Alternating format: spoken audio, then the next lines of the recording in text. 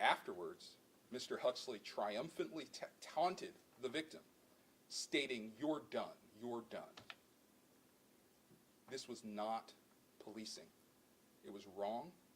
It was a violation of the constitutional rights that are the bedrock of our system of justice.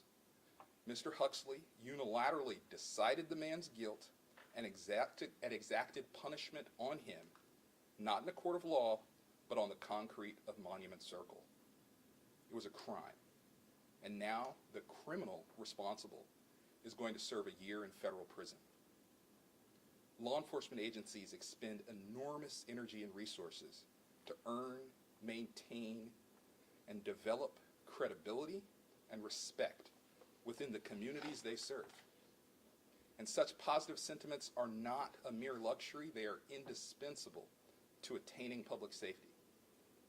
A police force that is disliked and distrusted by the community it serves will not be able to gain the public cooperation that it needs to prevent or solve crimes, and the public will suffer as a consequence.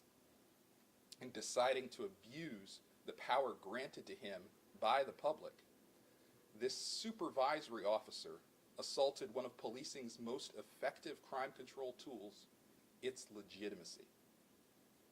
If Indianapolis's police officers enjoy less esteem today than they once did, then Mr. Huxley, who stood upon the city's most recognizable landmark in his police uniform and literally drove his heel into a defenseless citizen, may well bear some of the responsibility. I want to extend my sincere thanks to the FBI, to Assistant United States Attorney Tiffany Preston, to Trial Attorney Alec Ward of the Department of Justice's Civil Rights Division for their important work to hold this criminal officer accountable and to see that he serves time behind bars for the harm he did to this individual and the entire community that he victimized. I'll introduce Special Agent in Charge Herb Stapleton from Indianapolis's FBI office.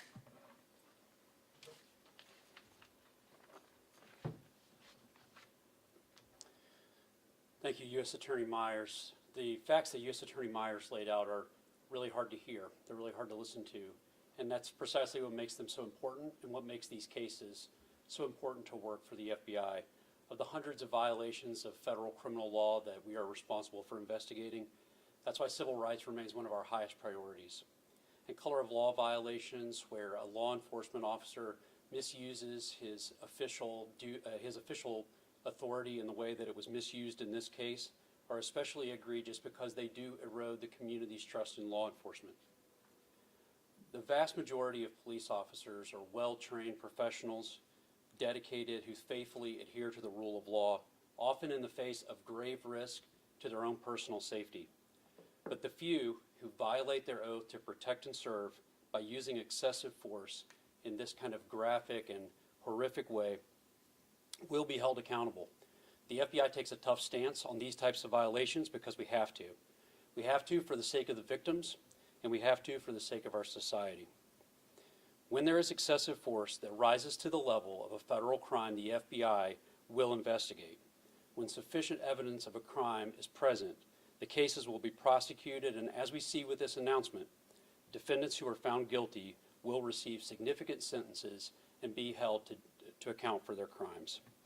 What this defendant did and pled guilty to was illegal and will not be tolerated, and his sentence is just and it's appropriate. We're very grateful for the cooperation of the Indianapolis Metropolitan Police Department in this investigation, and we value their commitment to partnering with the FBI to ensure integrity in law enforcement. And I'd like to close out with, we rely heavily on reports from the public to learn about civil rights crimes and to steer our investigations. And so we would ask, if you believe you've ever been the victim of a civil rights violation, if you believe you've been victimized in this way, you can call the FBI at 1-800-CALL-FBI, C-A-L-L-FBI. I appreciate the work of the U.S. Attorney's Office with respect to this really important matter, and I'm extremely proud of the work our team did to bring this case. Thank you. And with that, I'm happy to take any questions. We've also been covering the Muncie excessive force cases, and as you know, 4 out of this case also involving excessive force, what message do you hope to send to the community, to police departments, and citizens that are concerned about this? As you stand here today with another sentence under your belt, what message do you hope to send about police brutality? Well, I'm not going to comment on that other matter, as there's a trial related to that that's commencing on Monday. But I'll say about this case and this area of cases in general, that as SAC Stapleton said, holding people who are in a position of public trust, who've been granted the authority to lawfully use force against other civilians, other citizens, you have to hold them accountable when they commit crimes like this, because otherwise the community is going to lose trust entirely in the people who it's supposed to be able to call to for help.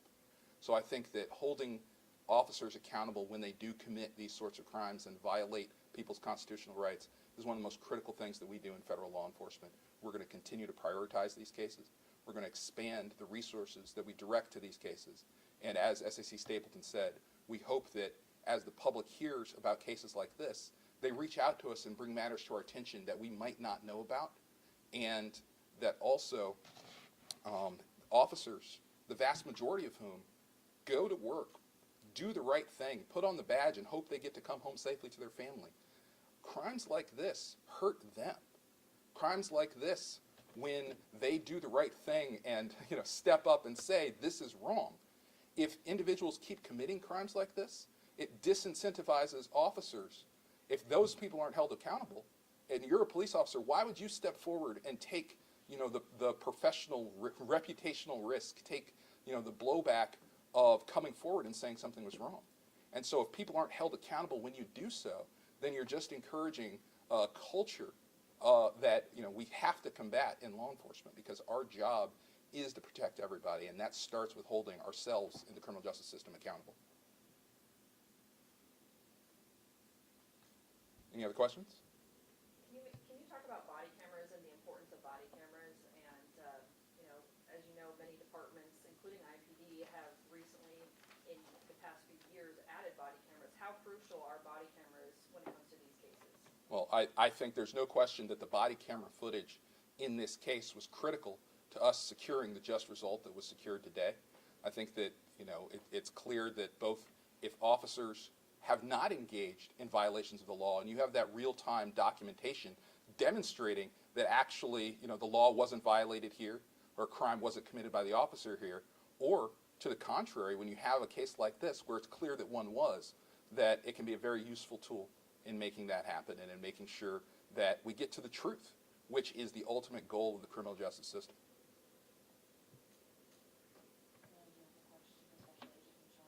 Can you just walk us through this investigation?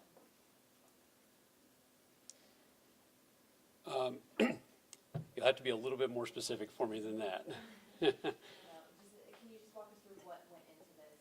I know you can't talk about too much of it, but what you can tell us, what went into this and getting to the point that we're at. Oh yeah, absolutely. So, like a lot of civil rights cases, it sort of begins with a review of the allegations, right? And so, whenever there are potential allegations of excessive use of force, the FBI will make an initial review of those, and what we look to do is determine, whether there is enough predication to open a case.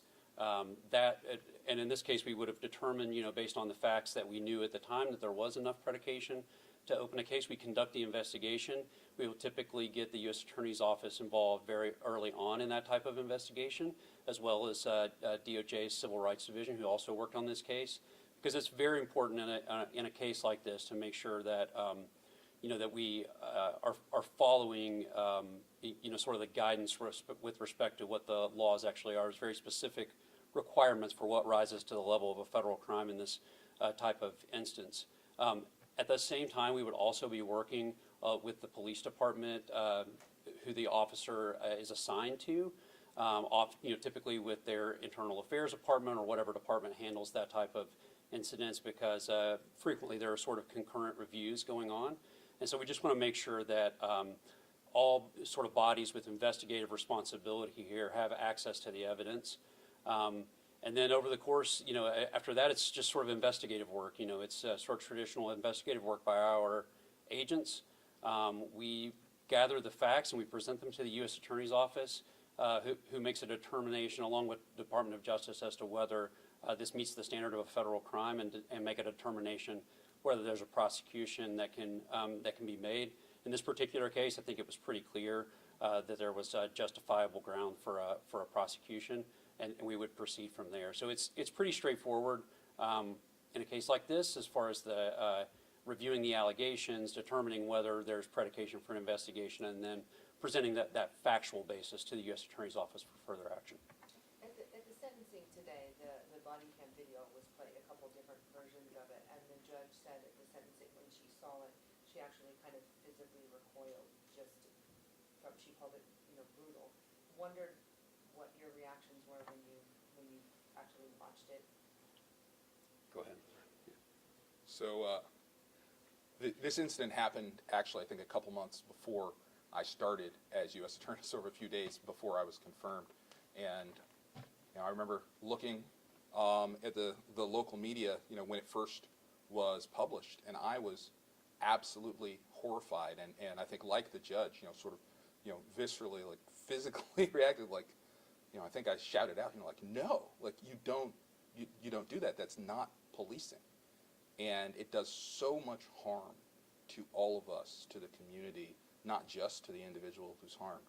And so, I think anyone right thinking in law enforcement will recoil in the same way when they see something like this. Because, we know there are many cases that there might be problems in the course of a police interaction, or even something like really tragic that happens, something, objectionable that happens, but that doesn't meet that exceedingly high standard that we have to prove to bring a federal criminal prosecution against a law enforcement officer for violating constitutional rights.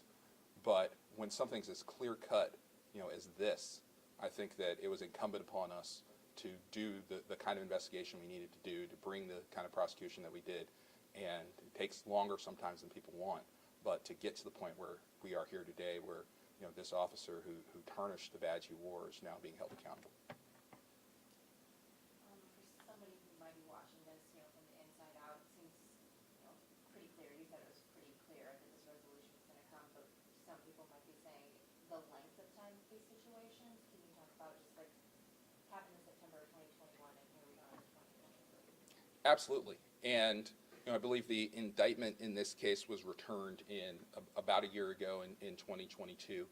And, like you heard the special agent in charge talk about all the steps that we have to take. It's not just about you see the body camera video and you say, okay, let's go to court. Particularly federally, we do grand jury investigations. We might interview witnesses, interview victims. We might put people into the grand jury to get their testimony. We might have to, in cases like this, consult with experts on police force to do, to do legal analysis.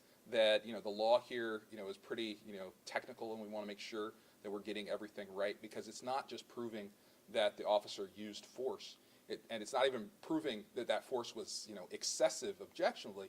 It's proving that that officer, willfully, like, knew that what they were doing was wrong and knew that they were violating someone's constitutional civil rights, and proving that to 12 jurors pulled from the community who might have all sorts of views about law enforcement, and proving that to them beyond a reasonable doubt. And so to do that, we have to do the kinds of thorough investigations that we do. It sometimes takes much more time than the public might think, because, I talked about, because you have that visceral reaction when you see the video. But, that's a starting point. That's a data point in the investigation that, is not the end-all and be-all, and you have to do all of those other things.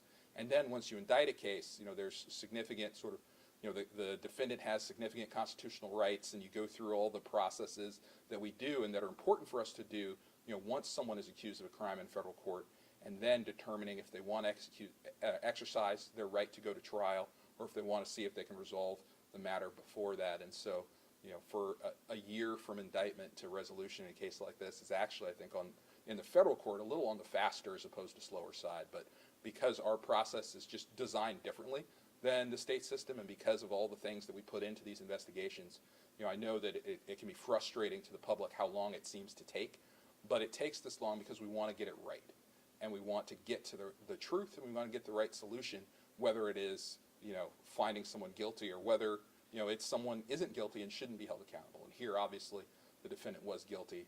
We got to the point where he accepted responsibility for it, and notwithstanding that, he is going to federal prison because that was the just result for what he did. His attorney asked for either probation or home detention. How important do you think it is that he is actually going to be serving some time behind bars? I think that and it wouldn't typically be in federal court, it might be in state court, but if one civilian went to another who was defenseless and laying on the ground and stomped on his face, you would expect that that individual went to jail. And to hold law enforcement to a lesser standard as opposed to a greater standard when they're the ones who have sworn to uphold someone's constitutional rights, that would be wrong. And so, while I think it's important that the defendant didn't have any prior criminal history, without a criminal history, you don't get to wear the badge that is one of the instruments, one of the elements of proof of the crime itself. So by definition, these crimes involve individuals who don't have criminal records. And so that's not actually a mitigating circumstance here, it's an aggravating circumstance because it helped put you in the aggravating circumstance is that you were in that position, which you couldn't have been in without the criminal record. And so it's the judge's job to take all the mitigating circumstances that the defense, it's their job to present, and it's their job to ask for what they think the most lenient, I shouldn't say the most, but they're seeking a result to fulfill their client's interests.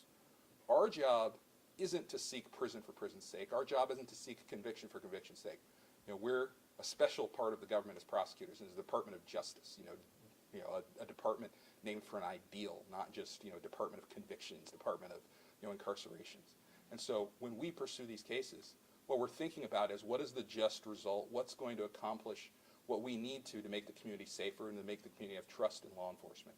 And so crossing that line where this defendant is not only a convicted felon, which he is, but where he has to go through what so many people who he dealt with on the other side of the law went through, where he is going to be in handcuffs. He is going to be in a federal prison with all the other people who violated federal criminal law. And the message that sends to the community, that our officers are not above the law, that they are subject to the law, and that in fact they've sworn a duty to the law.